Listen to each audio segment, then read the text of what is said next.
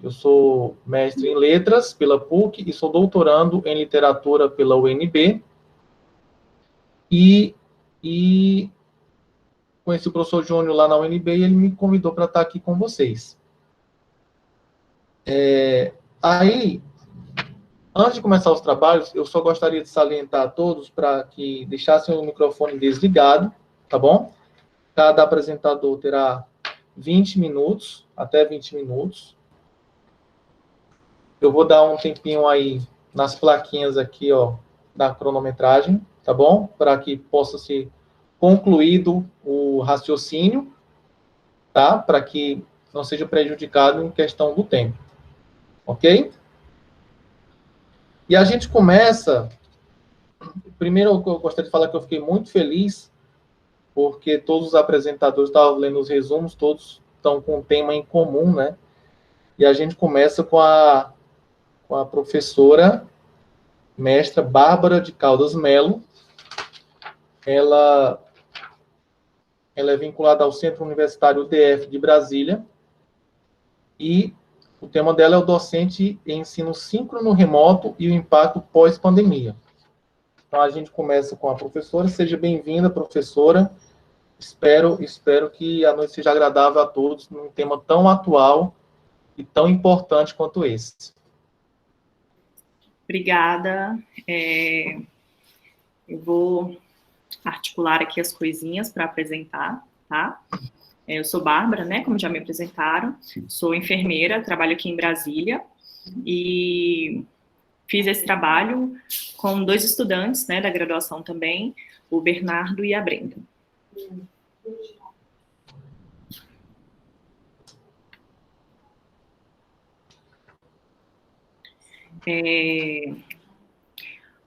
Falando, né, sobre a questão da articulação e do trabalho da docência durante a pandemia.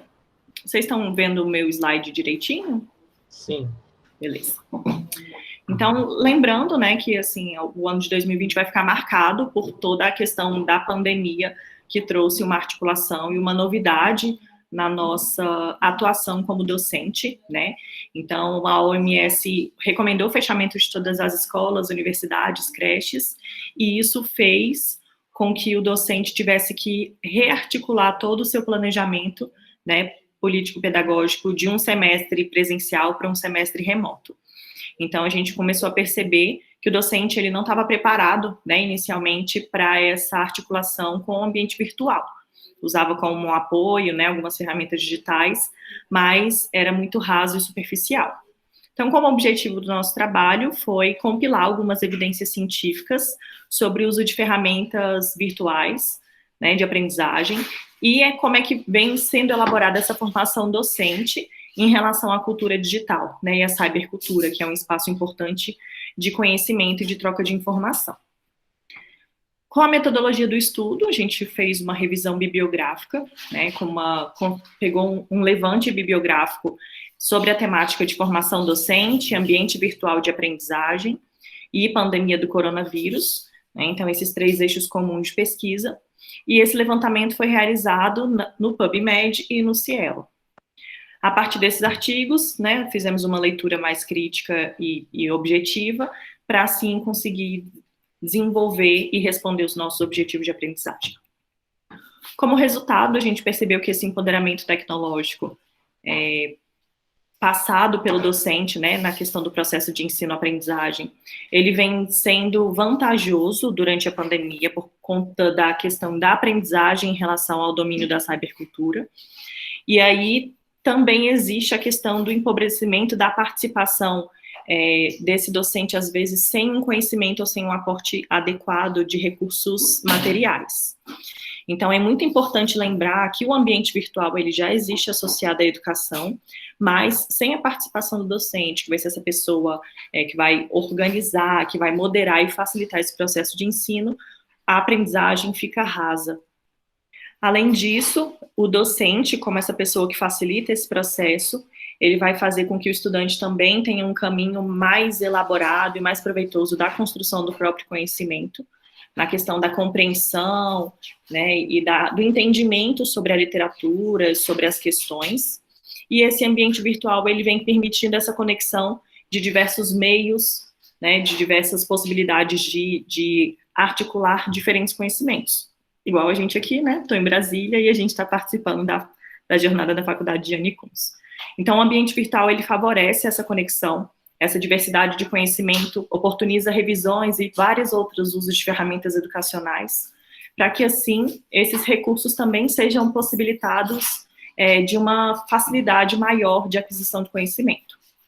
Alguns autores, né, entre eles Shawn e Lee, de 2020, vem referenciando que o desafio é exatamente manter esse aluno concentrado, atento durante a aula remota, e além disso, da dificuldade do docente que não está presencial, vendo a postura do estudante, quais são os sinais que ele evidencia, que está aprendendo, né, que entendeu aquele conhecimento ou aquele conteúdo. Então, isso tudo, por não ser tão interativo, vem deixando a aprendizagem mais desafiadora.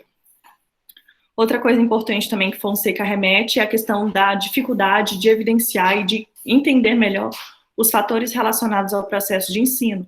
Então, a gente percebe que o docente muitas vezes não está qualificado adequadamente para essa proposta de ensino remoto, a ausência e a deficiência de uma formação continuada, os ambientes virtuais que muitas vezes o docente ele não conhecia adequadamente para realizar essa atividade, e vai tornando isso mais complicado e de difícil memorização em questão do uso das plataformas. Como conclusão, né, foi possível observar que o docente é um importante mediador desse processo de ensino, mesmo no ambiente virtual, né, em sala de aula também, mas que a gente percebe que é importante também essa questão do vínculo, né, da conexão que o docente tem com o estudante, tanto em ambiente virtual quanto em ambiente presencial. Então, o docente deve dispor desses variados recursos digitais, né? Então, computador, smartphone, tablet, a internet. Então, às vezes, o docente também não tem essa estrutura material adequada, né, para continuar produzindo os conteúdos de sala, mas que é fundamental que o docente saiba utilizar essas ferramentas, né, e que ele vá adquirindo essas competências e eficiência para utilizar essa ferramenta no ambiente virtual. E as ferramentas, elas sempre estão disponíveis, né? A gente teve que aperfeiçoar mais ainda o uso agora durante a pandemia, mas que ela é essencial e eu acho, né, e a literatura vem trazendo também que vários potenciais vão ainda surgir com a inserção melhor e maior da tecnologia no ambiente de ensino. É isso.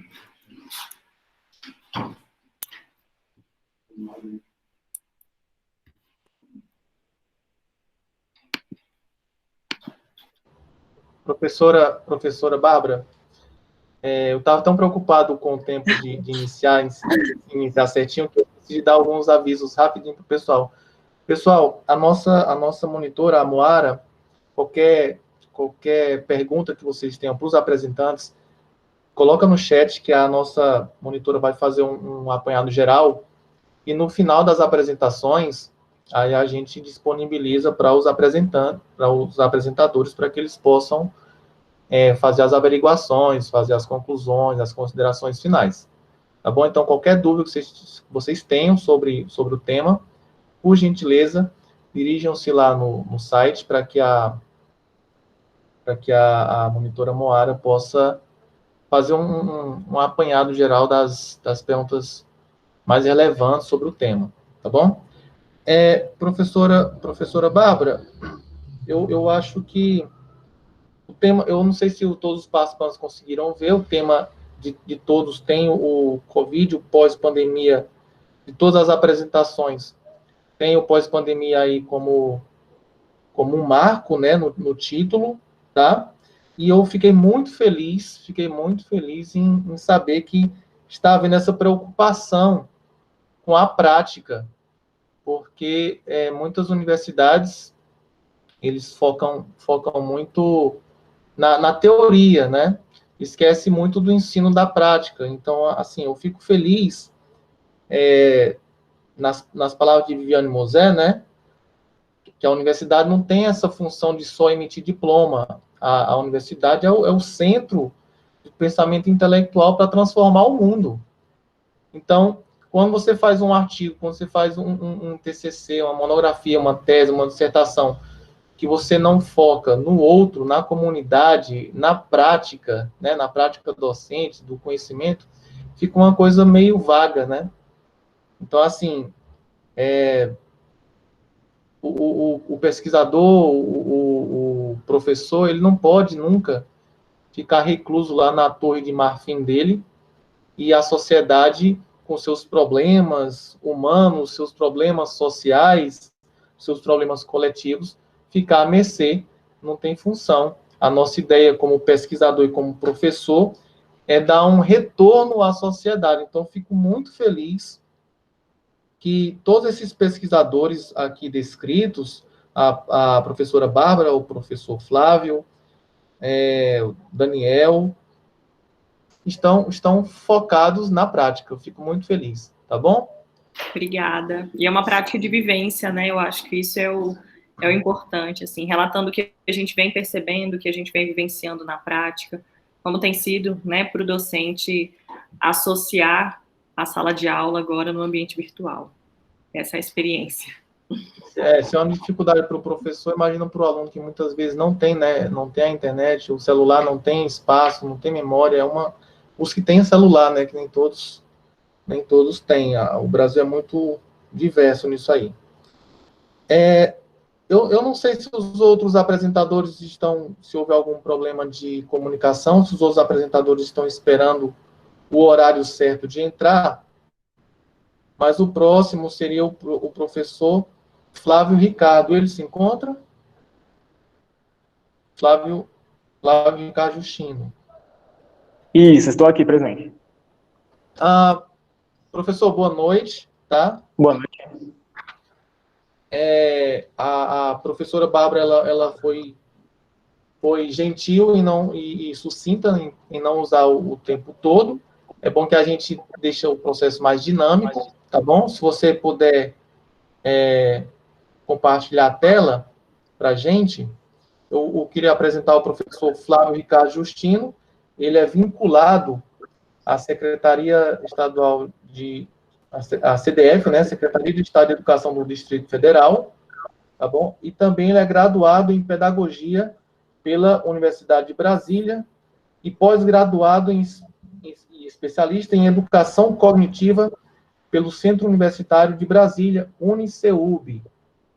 Então, o professor Flávio Ricardo Justino, ele vai dar colaborações com a gente, vai dar sua visão teórica e prática sobre a formação de professores pós-pandemia, refletindo o currículo, a atuação docente e os usos das tecnologias educacionais. Professor, fique à vontade. Muito obrigado. Inicialmente, vocês estão conseguindo me ouvir bem? A câmera está funcionando tranquilo? Porque às vezes, para mim, fica um pouco lento aqui. Eu fico na dúvida se vocês estão conseguindo ouvir e ver. Sim, conseguimos ouvir. Ok, tranquilo. Então, se acontecer de travar ou alguma coisa, vocês me falam, que aí eu posso reposicionar aqui, tá bom? Ok, professor. Então, eu quero começar agradecendo, né, a instituição, a Faculdade Unicons também, a mesa, né, as pessoas que estão discutindo, aqueles que estão ouvindo essas discussões que não refletem simplesmente a educação brasileira, até porque eu acho que esse eixo, né, que vem trazendo a ideia de falar de um pós-pandemia, quando ainda estamos, né, nessa pandemia, nós já estamos preocupados, né, em tratar das questões, não só das dificuldades, mas também dos ganhos e dos pontos positivos que nós trouxemos a partir da prática docente, né, e também de toda a sua complexidade dos bastidores, desde a parte política, da parte educacional, até a gente chegar na ponta onde os professores estão diretamente nas plataformas com os alunos, né? Então, assim, é importante a gente perceber que nós não paramos simplesmente para falar desse momento, mas nós já estamos tentando nos antever as transformações que certamente irão ocorrer, é inegável, na educação, em especial, aqui no nosso caso, na educação brasileira. Então, assim, eu queria começar inicialmente, assim, historicizando esse momento, que eu acho que é muito importante, porque, às vezes, não só os professores, os estudantes de pedagogia, as pessoas da sociedade civil, às vezes não reflete o momento em si. E eu acho que é muito importante a gente lembrar o seguinte: quando nós estamos falando de um período de uma pandemia, né, que está levando a óbito dezenas, centenas de pessoas no mundo todo, né, a gente está falando de um momento único, muito singular na história da humanidade, e tal qual as guerras mundiais, né, tal qual outras pandemias, aquela pessoa que ela vive esse momento, né, discutindo a sua própria relação profissional, ela tem que ter ideia da complexidade que é você estar à frente de uma luta em um período como esse. Então, você ser professor, você ser pesquisador, né, e ver a sua área ser afetada por uma situação como essa, é uma experiência que as pessoas vão ter que, felizmente ou infelizmente, aqueles que não viverem esse período, né, que eles ainda não chegaram, né, nessa docência, eles não vão entender, talvez, todas as complexidades que aconteceram. E daí a importância da pesquisa,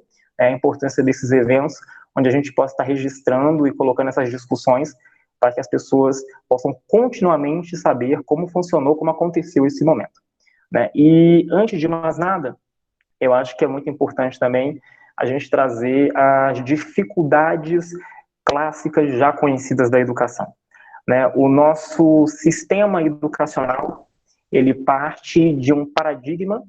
Esse paradigma, acho que todos já devem saber que vem baseado na aprendizagem, né, em contrapartida a outros momentos históricos, pós-medievais, renascentistas, onde o ensino era muito destacado, a importância do professor. O professor à frente como importante, então se o professor sabe muito, se o professor tem uma determinada postura, se acreditava que bastava isso para a educação ocorrer. E, de repente, com o passar dos anos, nós fomos percebendo que o paradigma era outro, nós refizemos essa discussão e percebemos que não, que a questão estava na aprendizagem, no sujeito que está diante daquele professor, e não necessariamente nessa atuação docente do professor. Mas agora a gente se vê num outro momento, onde a aprendizagem ela vem agora se recolocando e a gente precisa também rediscutir o paradigma. Porque que tipo de aprendizagem a gente está concebendo quando a gente fala meramente aprendizagem? O que é que está por trás desse termo, numa perspectiva semiótica, né, simbólica? A verdade é que a educação, né, ela parte do pressuposto de que essa aprendizagem ela está pautada no sistema presencial, na modalidade presencial de ensino. E aí já começam os nossos problemas, tendo em vista as lutas e as dificuldades de um período de pandemia, onde o sistema se tornou remoto e, em alguns lugares, híbrido, né? Ou seja, se tornou impossível fazer educação sem tecnologias. Então, ao mesmo tempo que é um ponto positivo, esse momento que a gente tem que pensar, a ironia da situação nos coloca numa posição até constrangedora, porque esperamos a pandemia para perceber o tanto de investimento que era preciso fazer com tecnologias, dentro não só da educação, mas de todos os setores públicos. E agora nós estamos vendo o que é possível fazer, o que é possível começar fazendo, o que antes muitas vezes nós nem acreditávamos que fosse possível. E agora a situação nos coloca adiante dessa situação. Então, quando nós falamos em aprendizagem, a gente vai ter que rediscutir essa aprendizagem e partir de um novo paradigma, que essa aprendizagem tem que ser garantida em quaisquer modelos, em qualquer modalidade, em qualquer situação. E aí nós começamos a entrar num ponto extremamente importante, o currículo. Mas não o currículo da educação básica, não o currículo dos alunos. Nós temos que pensar o currículo dos cursos de formação de licenciaturas. Que tipo de formação nós estamos trazendo, né, para aqueles que se propõem ao papel do magistério, do professor, da atuação docente, na sua formação. Muitas vezes, nós, avaliando currículos das instituições, tanto públicas como privadas, nós vamos percebendo que mesmo num período tão tecnológico como esse, né, e não me refiro à pandemia em si, com o sistema remoto, me refiro ao século XXI, ainda os cursos lotados de componentes curriculares que não partiam a sua discussão, né, a partir da questão tecnológica. Então, muitas vezes, alguns cursos de licenciatura ficaram presos a uma disciplina, né, de educação à distância, quando não com as outras disciplinas, talvez tentando trazer a discussão, mas a discussão ainda muito tímida, né? Um texto, talvez, um autor, mas ainda muito pautada a formação pela questão presencial. E agora a gente percebeu que a bomba nos colocou numa situação única, porque quando o sistema remoto ele começa, e eu vou partir aqui do DF, da Secretaria de Educação do Distrito Federal, nós percebemos a resistência, né, que não se tornou um discurso só na escola, ela chegou na mídia, de notório saber, dos professores que diziam, eu não sou capaz, eu não vou dar aula remota, eu não me formei para isso. E aí nós começamos a polêmica, porque primeiro ponto que nós professores temos que sair da zona de conforto e refletir. É possível o currículo abarcar tudo, todas as tecnologias, prever o futuro? E a gente precisa perceber que não, que isso não é possível. Ou seja, nós vamos demandar a formação continuada. E eu acho que esse elemento da formação continuada ele não ficou muito claro para alguns profissionais que acham, que ainda estão iludidos, e que a formação inicial tem que abarcar tudo. Então, muitas vezes, nós aprendemos a lidar com aplicativos, né, com redes sociais, para a nossa vida pessoal, para as nossas amizades, para questões do dia a dia, das coisas mais básicas, desde uma receita, né, até chamar um técnico, mas quando o assunto é profissional, nós achamos que a obrigação é da faculdade em nos colocar diante daquele sistema. Então, assim, é um momento em que a gente tem que refletir. O currículo, ele não dá conta de tudo. E aí a gente precisa retomar o autor Tomás Tadeu Silva, né, que é uma das grandes referências nacionais de currículo, quando ele coloca o currículo é um campo de disputa, o currículo é um território, né, ou seja, ele não pode e não vai abarcar tudo, mas há uma disputa, há forças políticas, e no caso da educação, forças pedagógicas, obviamente querem que o seu viés, querem que sua ideologia, que seus métodos, eles se antevenham e fundamentem o currículo, e não outros.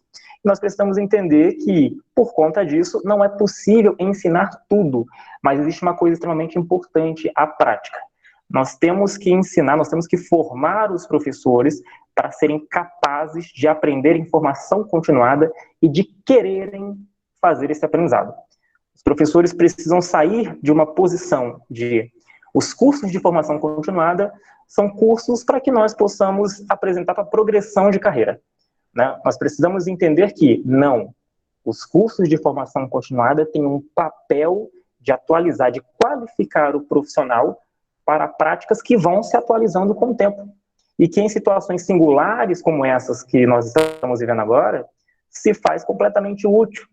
Então, eu fico encantado, enfeitiçado, quando eu vejo as professoras mais velhas, né, dizendo, eu comecei a aprender, eu comecei a querer, eu me interessei, eu busquei cursos, né, tanto nas redes públicas, nas redes privadas, nas escolas de governo, cursos de formação continuada, e estou conseguindo trazer aprendizado para as minhas crianças, para os meus alunos, né, para os meus adolescentes também. Então, nós precisamos trazer na cabeça do professor esse conceito importante da formação continuada enquanto extensão. Ela é uma extensão da formação e todos, né, precisam permanentemente estarem se formando e aprendendo sobre as novas tecnologias, porque muitas outras virão e vão rediscutir muitos outros paradigmas. E nós não podemos achar que essa formação continuada é apenas um elemento de progressão, um elemento, né, um mero diploma. A gente precisa compreender a importância dela. E aí, em cima dessa questão, a gente percebe a dependência extremada ainda do professor à frente. Né? Eu acho que não é só no DF, possivelmente esse tipo de reclamação deve estar pelo país inteiro, né, muitas vezes dos pais discutindo os métodos dos professores. O professor vai aparecer ao vivo ou não vai aparecer ao vivo? O professor está trabalhando só com PDF, ele vai aparecer em aulas para o meu filho vê-lo? Então, a gente conseguiu, né, criar uma dependência tão grande do professor à frente, que até na educação tecnológica, né, os pais exigem que o professor apareça num vídeo, porque parece que se o professor não estiver lá, não está acontecendo educação, não está acontecendo o processo pedagógico. E nós precisamos compreender também que uma educação prática, uma educação autônoma, demanda que o aluno seja capaz de utilizar vários recursos e elementos. Ele não pode ficar dependente do professor, numa espécie de aula online de cursinho, onde o professor aparece com um quadro no fundo, mas o aluno não consegue compreender, por exemplo, um texto em PDF, o aluno não entende o que é um podcast, o aluno não sabe mexer em outros aplicativos, porque o sistema virtual, ele se tornou uma educação remota, onde o professor permanece na frente e tem que aparecer. Ou seja, é praticamente a educação presencial, né, acontecendo à distância. Então, a educação não se tornou aí tecnológica, né? Praticamente, nós pegamos o modelo presencial e estamos realizando ele à distância, mas não ao ponto de alfabetizar os alunos num sistema de educação tecnológico, entendendo como funcionam essas plataformas, né? Quais são as outras formas de aprendizado, com uma riqueza de momentos únicos, onde nós podemos utilizar muito mais jogos, dinâmicas, plataformas, aplicativos, e trazer uma aprendizagem muito mais rica a partir de metodologias ativas, né, onde o aluno está à frente, do que se nós estivéssemos numa escola presencial, muitas vezes sem internet, ou com um sistema de internet muito parco, sem tecnologias, né, e utilizando impressões muitas vezes em preto e branco, onde o aluno é obrigado a ter que compreender aquilo que ele está vendo dentro das limitações da instituição, né, que muitas vezes acredita que não tem recurso, não tem outra forma de fazer, e impõe na situação do aluno de aprendizado, né, ter que aprender com as condições que a escola oferece, achando que é o máximo que ela pode fazer, né? Então, nós precisamos pensar esse currículo das licenciaturas, pensando o espaço de formação continuada, né, e a discussão de sua importância já dentro da formação inicial, né, inclusive explorando os espaços de extensão das próprias universidades, onde isso já pode ser explorado, não só dentro do tripé aí do ensino e da pesquisa, mas a extensão já tem esse papel muito forte também, aumentando inclusive os laços, em especial entre os seus ex-alunos, né, para que a gente possa saber as limitações desses profissionais quando entram no mercado, que eu acho que é importante. A Universidade de Brasília, muitas vezes, vem de forma de vanguarda, tentando saber onde é que estão esses alunos, esses ex-profissionais, né, trazendo dados sobre eles, sobre as limitações, sobre as questões positivas, até para que eles possam trazer para aqueles que ainda estão, né, em formação continuada, o real contato e as reais necessidades da prática docente para aquele aluno que ainda está nos seus primeiros semestres, né? Ele já saber como é que funciona e tudo aquilo que ele vai precisar de arcabouço dentro das suas necessidades. Mas esse período de pandemia, ele coloca 3 situações muito importantes para nós, né? E a primeira delas, obviamente, a luta pelo direito da educação, a luta pelos recursos da educação, porque nós precisamos compreender o seguinte: não é possível fazer uma educação tecnológica sem recurso, né? Não dá para a gente ter escolas ainda sem internet, faltando salas de informática, faltando outras tecnologias, né? E o MEC, que muitas vezes poderia, né, estar aí dando assessoria técnica dentro de suas funções, né, segundo a fala do ministro recentemente, o MEC acredita, inclusive, que não é nem obrigação do Ministério da Educação. Então, as lutas, elas precisam se fortalecer, elas precisam continuar. Os professores e as instituições, né, precisam mostrar para a sociedade civil, principalmente agora no sistema remoto, a necessidade que tem, né, o envio de recursos, né, a expansão do Fundeb, o aumento da participação da União, dos estados e dos municípios no fazer da educação. Então, o segundo ponto o currículo da formação inicial, ele precisa ser reformado nesse período pós-pandemia, ele precisa ser pensado a partir realmente de um sistema híbrido, onde uma sociedade que já é tecnológica, né, em todos os aspectos, mas a escola não está tecnológica, então essa discussão e essa construção, ela precisa aparecer dentro da formação inicial. Nós precisamos entender que não dá para ter uma sociedade completamente tecnológica globalizada e uma escola que ainda é renascentista. E o terceiro item, talvez seja um dos mais difíceis, mas fundamental: o aluno precisa aprender a fazer a gestão da sua própria aprendizagem e das suas dificuldades. O professor não pode ser o detentor desse conhecimento. Ele não pode ser o único que ele cataloga e sabe as dificuldades de cada um, quando nem o aluno entende quais são as suas dificuldades. Então, não é possível a gente querer explorar um sistema remoto quando o aluno ainda não dá conta de entender a forma que ele aprende, quais são suas dificuldades, e dialogar com o professor a partir de um contexto onde ele, né, é senhor dessa autonomia, senhor dessa aprendizagem.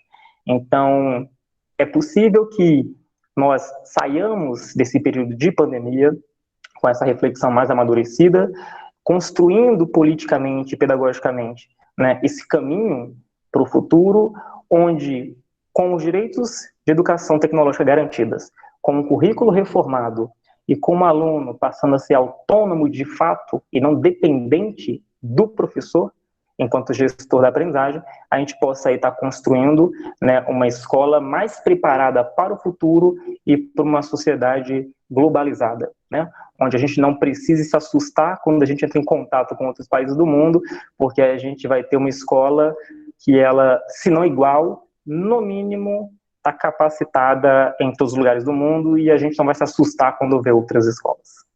É isso.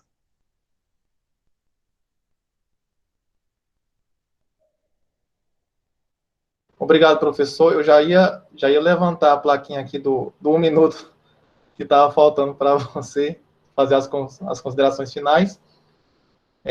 Muito obrigado pela sua colaboração. Realmente é uma visão que a gente está tendo, que realmente o ensino, o sistema híbrido já está vindo, né? Já ficou, né?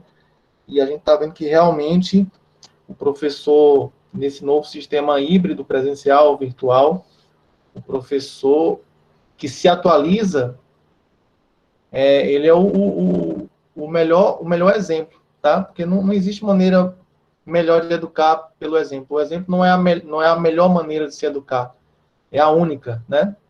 E nós não vivemos em uma era de mudança, nós vivemos uma mudança de eras, realmente, com essa pandemia. Foi um choque para todo mundo, foi um período de adaptação à força, mas que toda crise, né, toda crise tem um certo tipo de crescimento, na própria palavra, tá? Muito obrigado pelas considerações. Eu só quero lembrar a todos os participantes que cada colaborador tem 20 minutos. Ao faltar o tempo, eu levanto a plaquinha aqui para que ele possa se organizar e fazer as considerações. Caso vocês tenham alguma pergunta, a monitora Moara está no chat aguardando. E no final de tudo, a gente pode fazer uma seleção e direcionar aos colaboradores, aos apresentadores aí, que estão fazendo essa comunicação, esses autores. O próximo é o professor Daniel Júnior de Oliveira, que está orientando o Carlos Roberto Espíndola. Eu só vou confirmar se o professor chegou. Daniel Júnior de Oliveira seria o terceiro dessa roda de conversas. Chegou não, né, Moara? O professor Daniel? Ou o Carlos Roberto? Não, Estou, né, confirmando aqui, só um instante. Que a minha tela aparece várias letrinhas, mas não vendo o nome por completo. Então, pessoal, achei muito pertinente.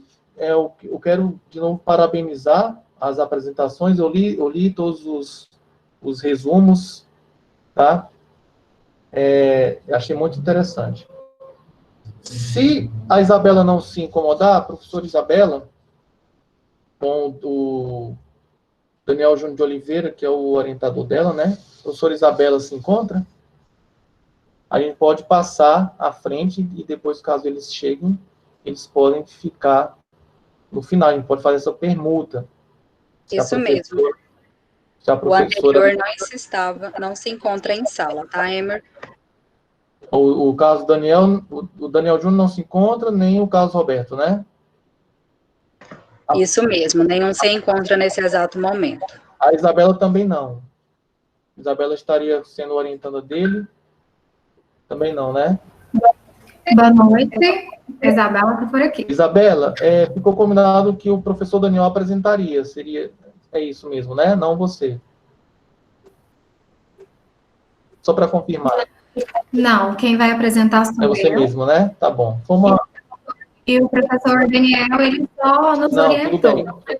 Ele não vai estar presente aqui com a gente nesse momento. Tudo bem. Foi uma falha na comunicação. Isabela. A Isabela, boa noite, Isabela. Vou pular, pessoal, e qualquer coisa, caso os professores cheguem, tá bom? Isabela vai apresentar recursos tecnológicos e uma abordagem sociocognitiva diante do cenário do Covid-19. Não é isso, Isabela? Ela é uma professora especialista ligada à Secretaria Estadual de Educação do Goiás e vai fazer algumas contribuições para a gente nesse sentido aí. Isabela, deixa eu só marcar o cronômetro aqui. Você vai compartilhar, se você quiser compartilhar telas, eu não sei a sua dinâmica, tá? E você pode começar agora, tá bom? Tá bom. Só um minutinho para me abrir o meu slide aqui.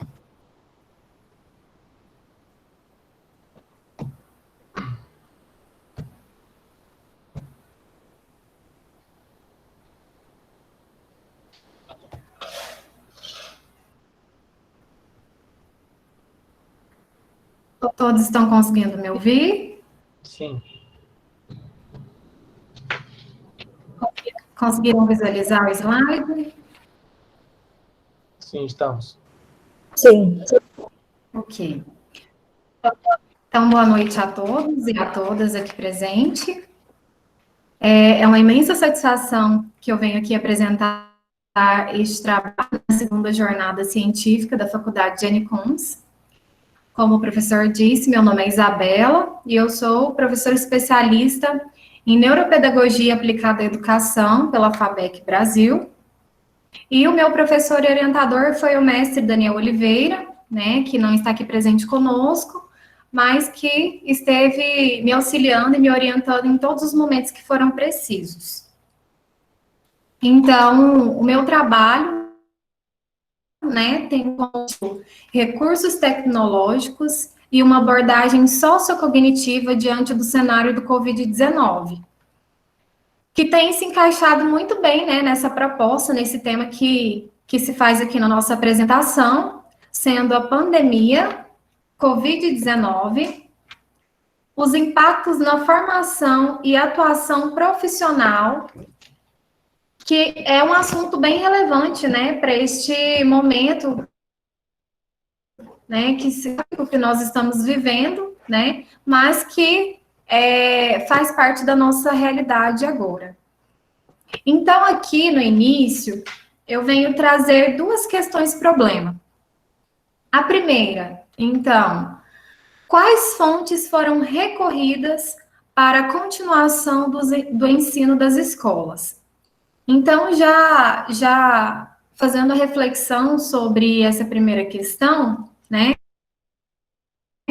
os recursos utilizados foram a partir dos meios virtuais, né, que tem contribuído para essa continuação do ensino, né, nas escolas.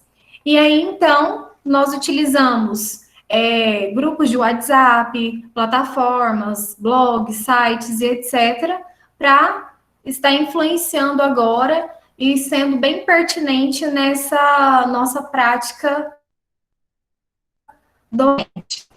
E aí, então, com esses meios tecnológicos, esses recursos que nós utilizamos agora, eles fazem essencial, pois na maioria das vezes, quando nós utilizamos a parte da informática no contexto escolar, né, em tempos que são normais, que não estamos, né, no momento de pandemia, nós utilizamos sim, né, algumas práticas que se fazem, que são bem relevantes, né, e contribuem de forma direta para esse ensino. Então, ali, com esse grupo de WhatsApp, às vezes, quando a gente está nas aulas presenciais, nós nem sempre utilizamos esses meios, né? Pois a maioria das vezes os alunos mesmo, alguns estudantes, eles não colaboram,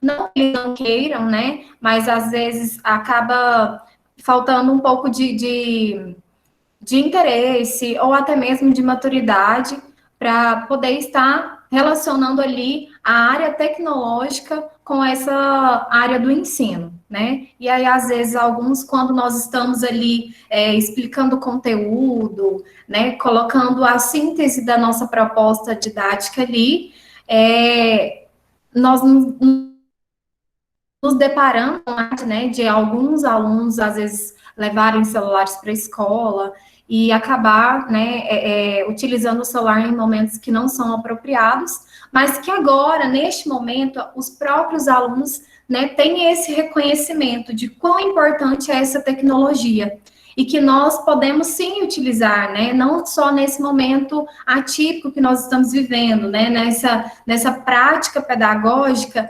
que está sendo realizada através desses meios virtuais, mas que nós podemos sim utilizar também, né, na prática do dia a dia, em sala de aula, no contexto escolar, em sala de aula, e que pode ser que isso se construa novos métodos, novos conceitos para estar trabalhando e realizando ali as atividades em meio a essas fontes, né, a esse ensino nas escolas de fato.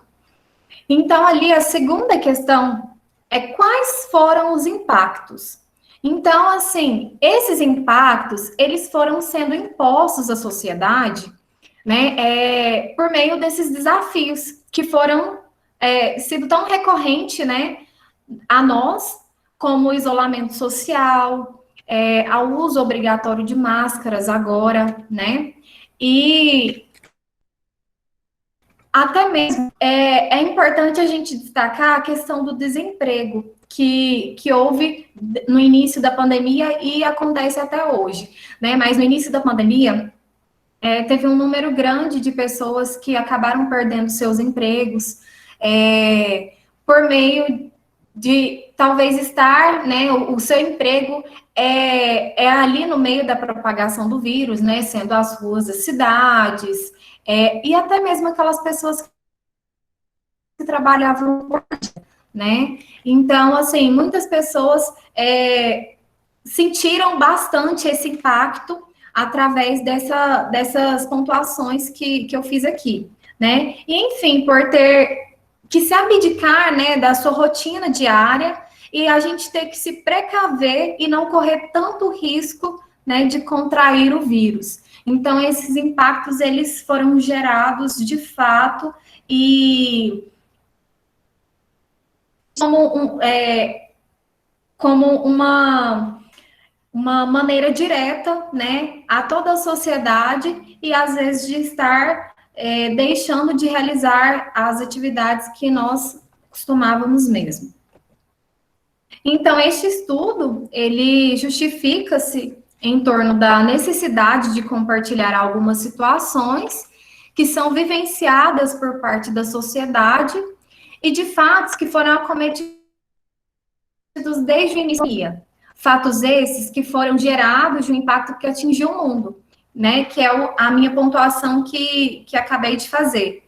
Mas é importante destacar aqui que quando eu tive essa necessidade de estar compartilhando, né? Porque esse trabalho, na verdade, é um relato de experiência, né? Eu, como professora de instituição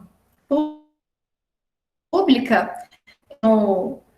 público, e aí eu tive, assim, no início não é fácil, né, para nenhum de nós, não tem sido fácil, e aí, quando a gente iniciou esses trabalhos, né, virtuais, essas aulas online, nós também sentimos esse impacto, né, e aí, com esses impactos, foram sendo agregados vários outros aspectos em várias pessoas.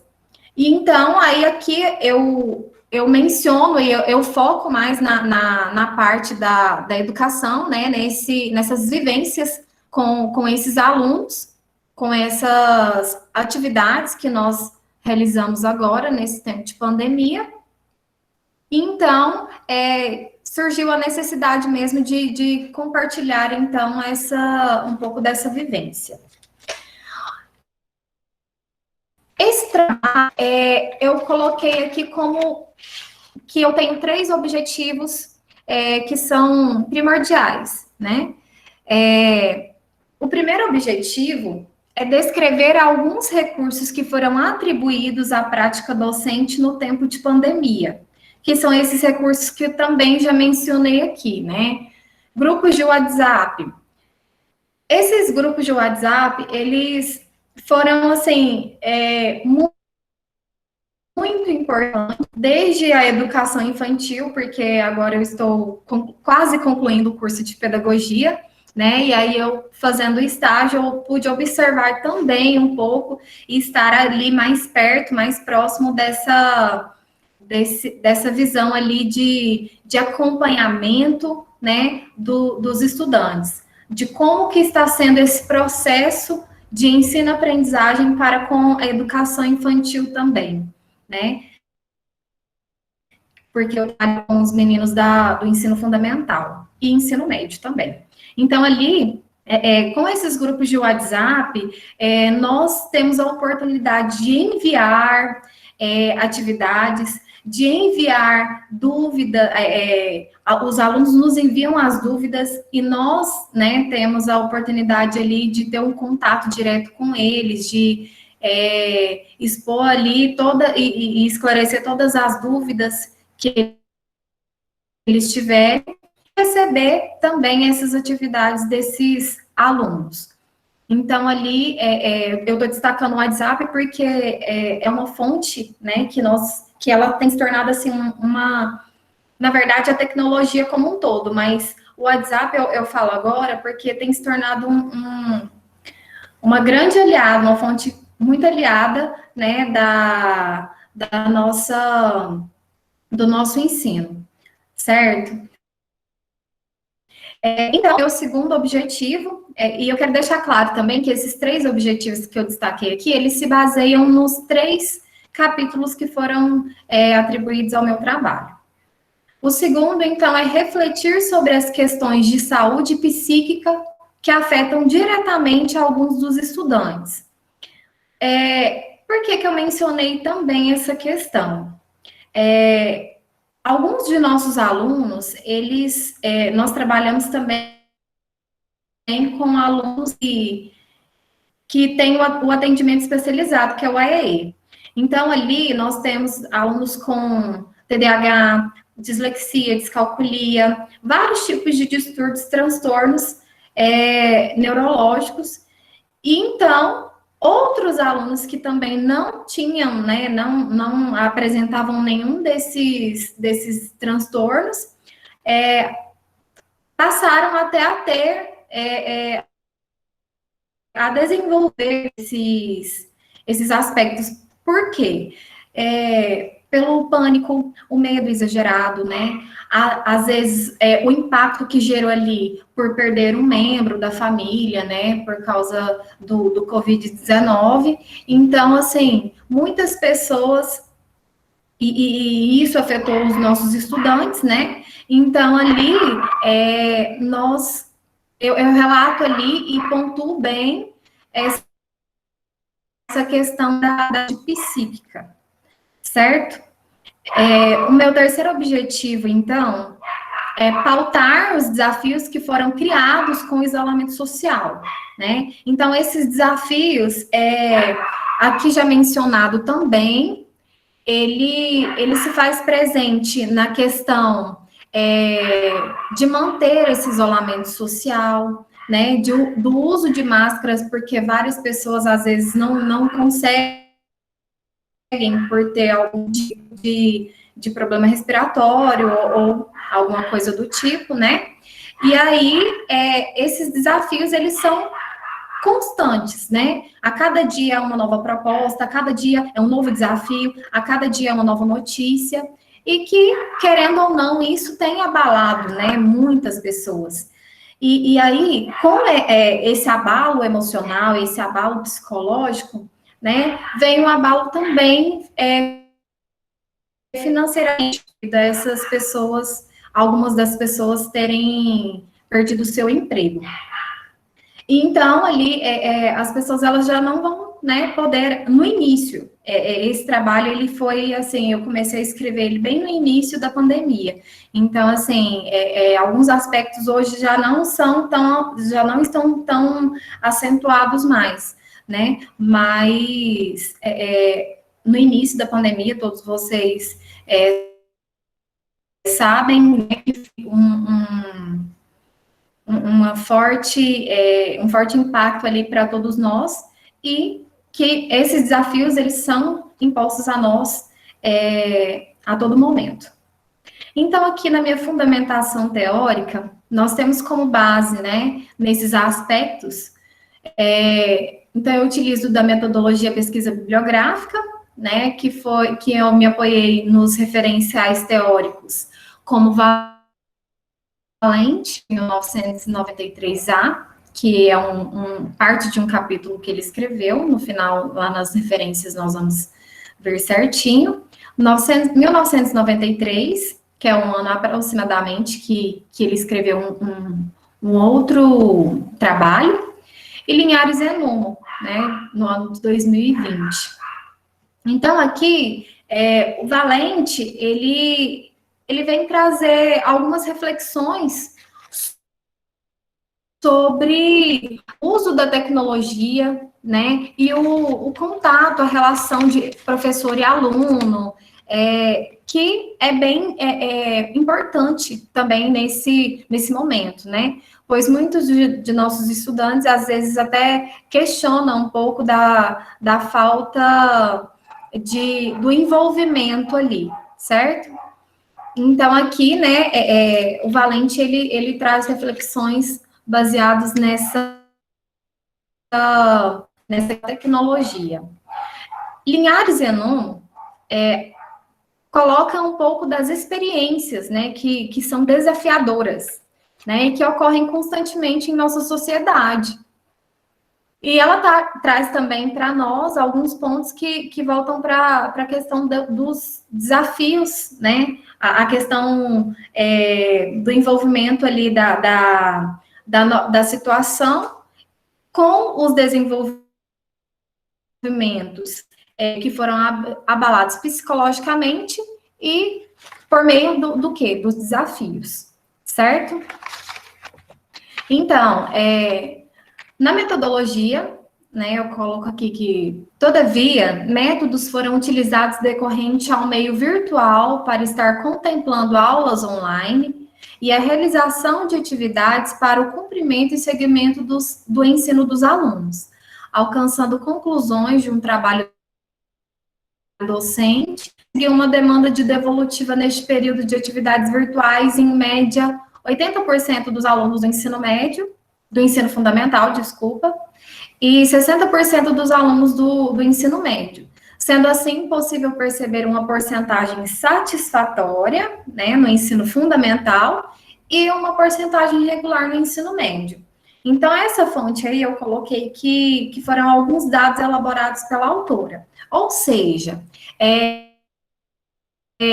como a experiência, né, de estar a par ali, de estar em contato com o ensino-aprendizagem desses alunos, eu mesma fiz um cálculo devido à devolutiva dessas atividades dos meninos, né? Então, ali eu fiz um cálculo só para a gente poder estar comentando aqui e estar a par dessa situação. Lembrando que um relato de experiência particular, certo?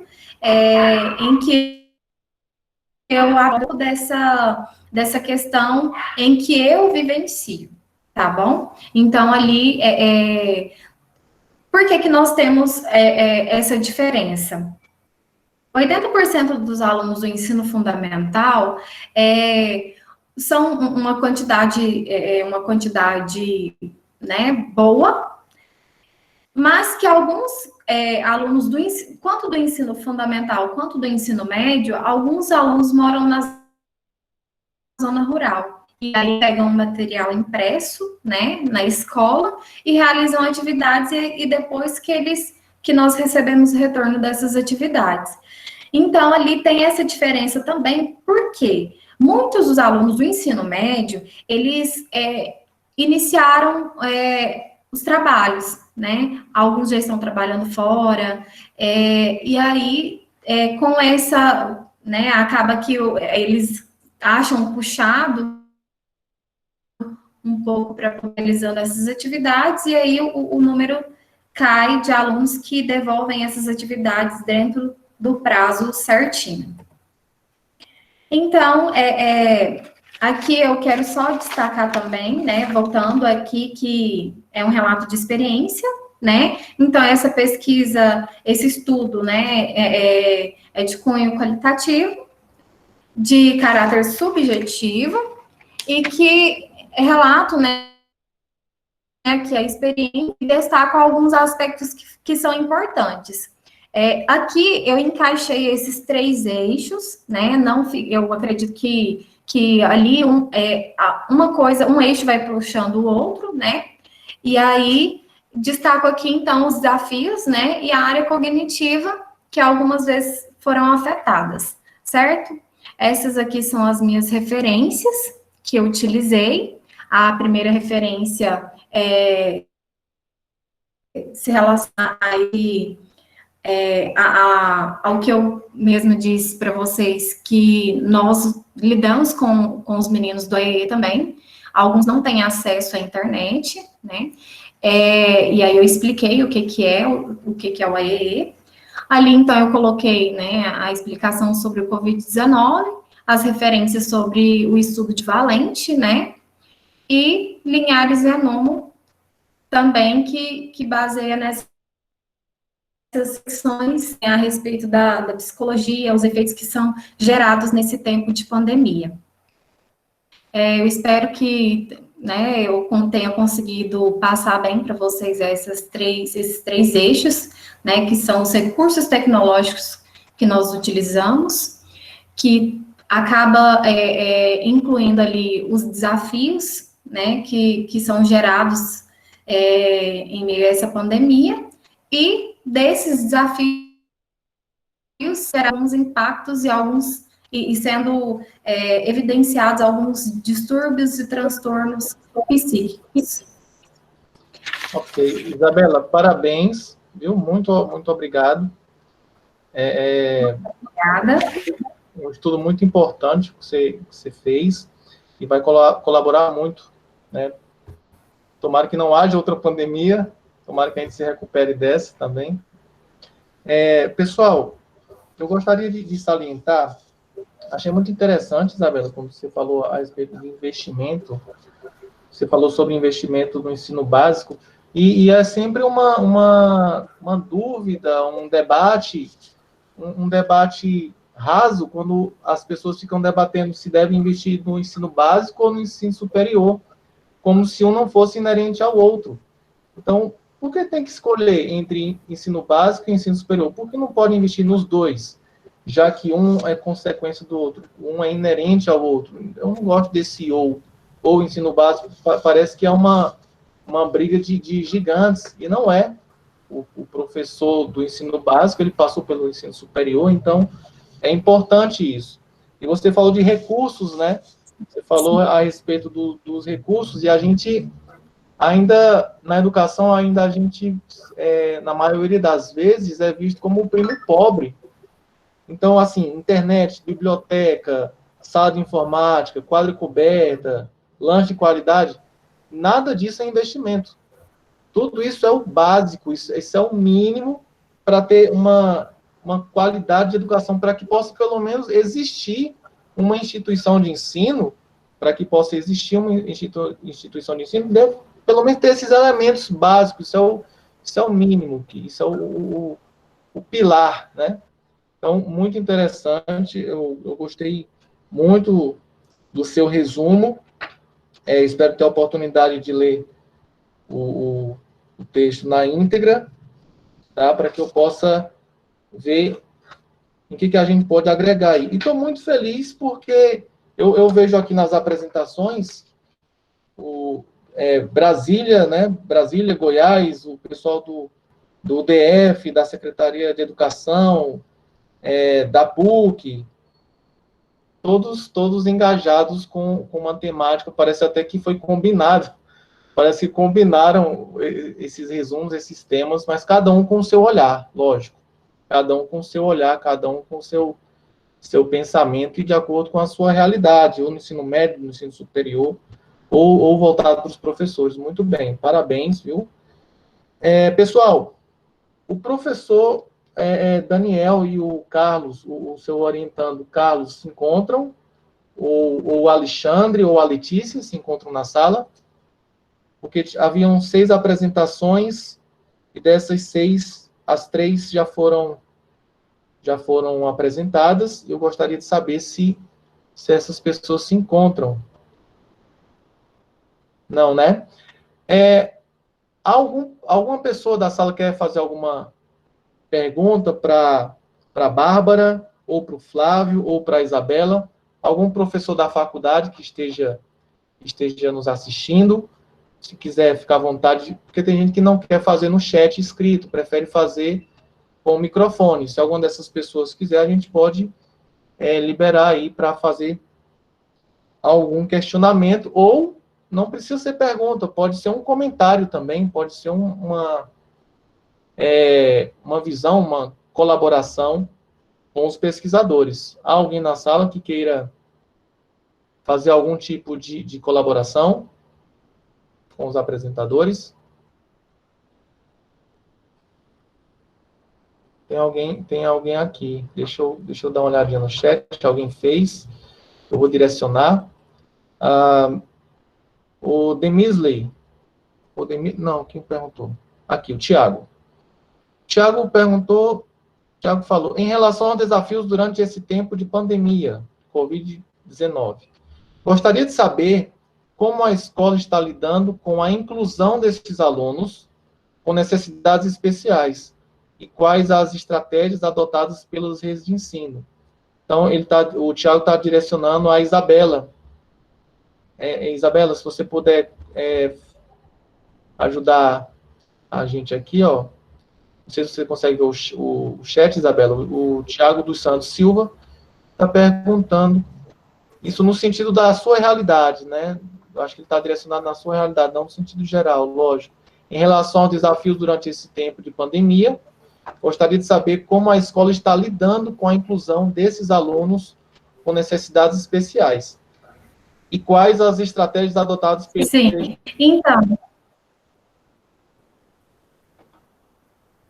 então, Tiago, na escola em que eu trabalho, né, nós temos os professores de apoio que são responsáveis por esses alunos, né, que atendem a essas necessidades especiais.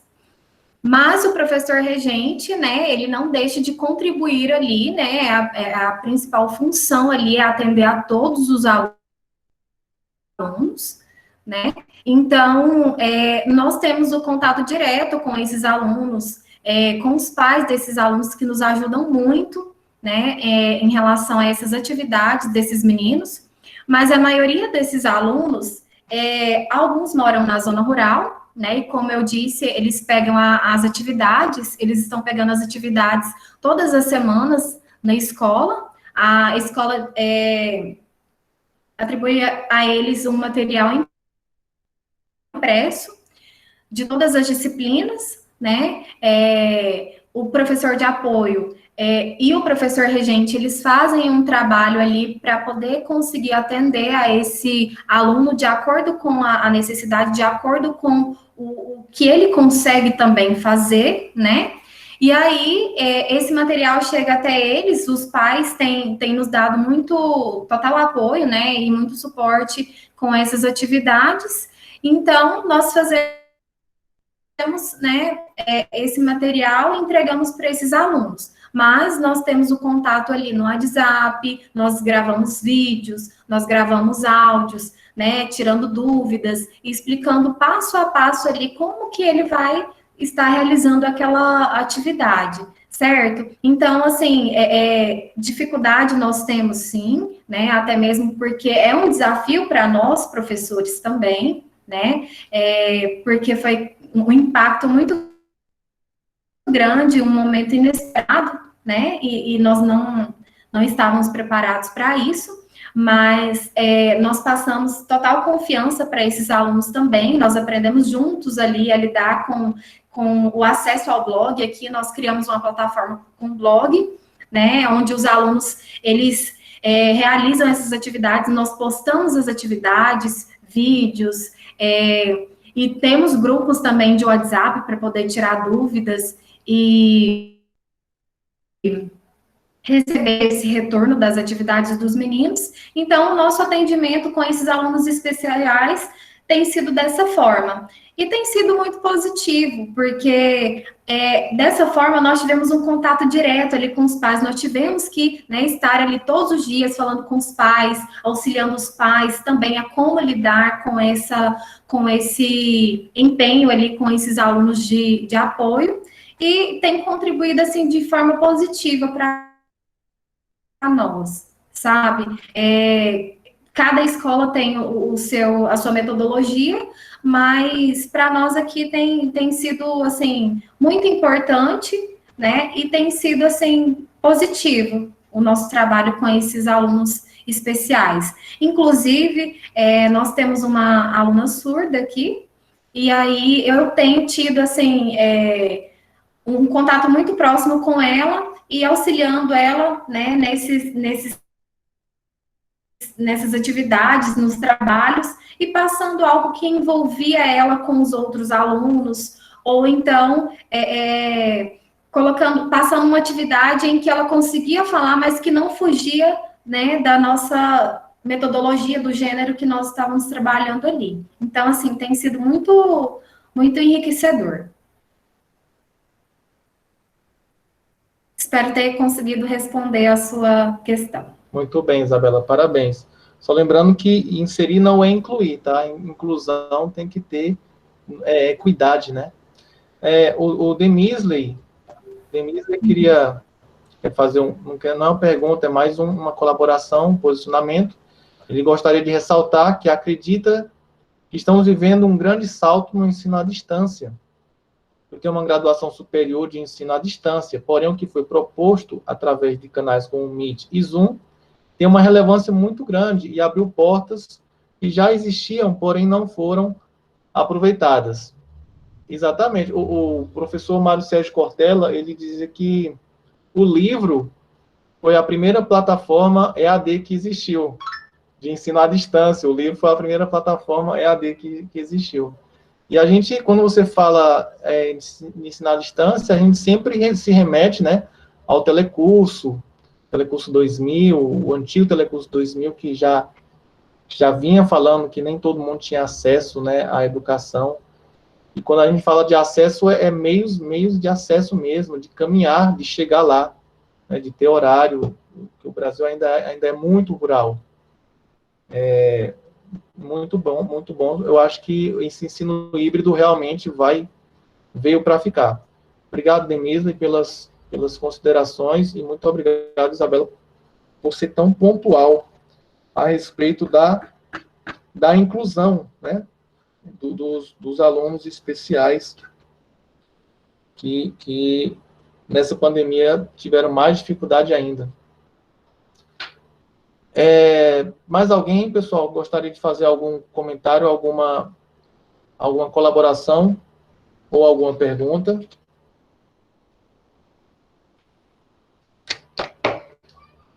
Pelo chat, ou pode abrir o microfone, a professora Bárbara, para o professor Flávio, ou para a professora Isabela.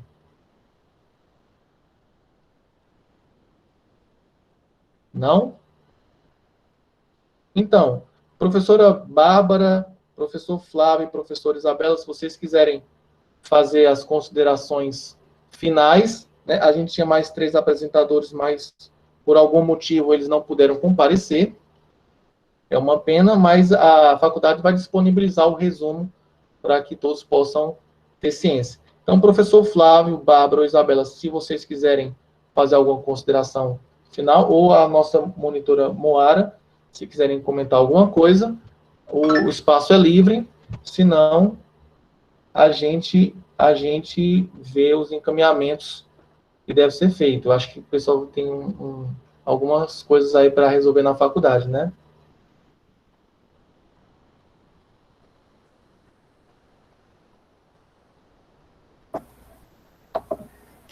Então, professora, eu quero deixar aqui, né, o meu agradecimento, a atenção de vocês, a colaboração. Em questão desse ponto de inclusão, é muito importante a gente estar destacando, principalmente nesse tempo de pandemia, né, onde nós realizamos esse trabalho, que nem sempre, né, nós sabemos que não é um trabalho fácil, mas que nós precisamos nos dedicar ainda mais, né, a esses alunos, porque faz total diferença, porque nós estamos tão habituados, né, a lidar com os alunos, com uma sala cheia, e às vezes nós acabamos deixando aquele aluno de lado somente com o professor de apoio, né? Mas o professor de apoio, ele, na verdade, ele está ali, né, para auxiliar e ajudar esses meninos de inclusão no que for necessário, mas o professor regente, ele também tem essa missão, essa função de, né, de incluir ele ali naquele ambiente, naquela sala, naquele conjunto de alunos em todas as suas atividades, né? E é o que eu tenho buscado fazer, porque a área da inclusão, para mim, é uma área, assim, que eu gosto muito, né? E que a cada vez que a gente estuda sobre e que às vezes a gente tem esse conhecimento, essa prática, essa visão às vezes de fora para dentro ou vice-versa, é muito importante a gente destacar, né, essa questão do papel, da função ali do professor para com esses alunos que têm atendimento especial. Então, ali é o que eu tenho, assim, trabalhado muito em questão a esses alunos, e também, como eu mencionei aqui, né, dessa aluna surda que nós temos, eu sempre procuro, porque acaba que eles se sentem isolados, eles se sentem ali diferentes e distantes, né, do restante, e a gente tem que, né, incluir eles ali e não deixar eles de lado. Né? Então, assim, e com essa pandemia, nós devemos, né, continuar esse trabalho, né, de incluir eles à realidade, né, desse estudo, desse ensino e de todas as propostas que são impostas a nós.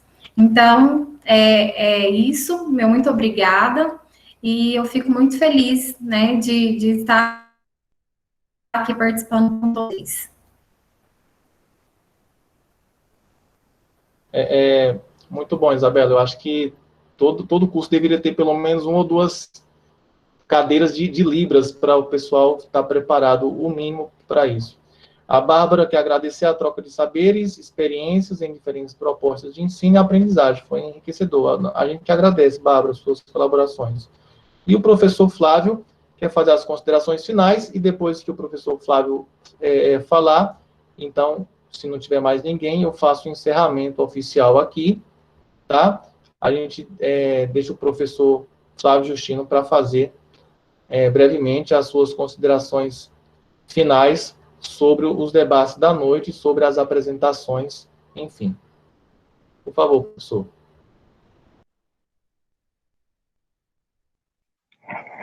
Então, quero agradecer, né, à Faculdade Unicuns, à mediação, à mesa, né, a todos que apresentaram e trouxeram suas inquietações, suas pesquisas, né, seus embates dentro da educação, e também a todos que participaram assistindo, né, que são para esses, né, que todo esse debate, toda essa construção se coloca para que a gente possa pensar em um novo futuro pós-pandemia. E eu queria deixar uma mensagem nesse sentido, para todos aqueles, em especial os que estão ainda se licenciando né, que estão construindo o seu percurso enquanto professores, que não se esqueçam, lutem pelo direito educacional, não se limitem só às aulas, às pesquisas, né, façam parte das lutas nos seus municípios, nos seus estados, ocupem esses espaços políticos, os espaços deliberativos que constroem o currículo das faculdades também, para que a gente possa criar esses espaços para as tecnologias e para a educação à distância, né, quebrando esse paradigma da aprendizagem ainda muito forte no presencial, e, sobretudo, não esqueçam, não percam de vista que os alunos são e sempre serão os protagonistas de sua aprendizagem, e que a nossa obrigação é criar uma oportunidade para que eles possam se desenvolver e construir um futuro melhor enquanto cidadãos e também enquanto seres humanos melhores, cabendo a nós esse papel de mediação, mas jamais de tomada desse protagonismo que cabe aos alunos. É isso, agradeço a faculdade, muito obrigado. Eu queria agradecer a todos os presentes, principalmente a monitora Moara, que tão gentilmente entrou muito cedo aqui, organizou tudo para a gente. Muito obrigado, Moara. Tá? E a todos os presentes, eu quero desejar um ótimo fim de noite. Tá? Muito obrigado pela participação e espero vê-los em eventos futuros, com essa troca brilhante aí de ideia, de pensamento. Tudo bem? Espero vê-los novamente. Abraço a todos e eu declaro como encerrada esse evento aqui dessa noite do dia 21. Muito obrigado.